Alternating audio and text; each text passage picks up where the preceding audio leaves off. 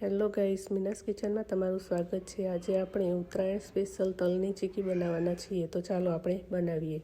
ચીકી બનાવવા માટે પહેલાં તો તલને શેકી લેવા, જેથી ચીકી ક્રિસ્પી બનશે। તલ શેકાતા 5 જ મિનિટ થાય છે। અહીંયા તલ શેકાઈ ગયા છે। પછી એક કઢાઈમાં 1.5 ચમચી જેટલું ઘી લીધું છે।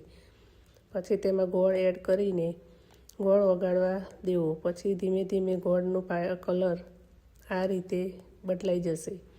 ચીકી માટે ગોળનો પાયો થોડો વધારે થવા દેવો, જેથી ચીકી ક્રિસ્પી થશે। અહીંયા પાયો થઈ ગયો છે, તો તેમાં તલ એડ કરી લેવા। તલને સારી રીતે મિક્સ કરી લેવા અને તેને થોડી વાર થવા દેવું।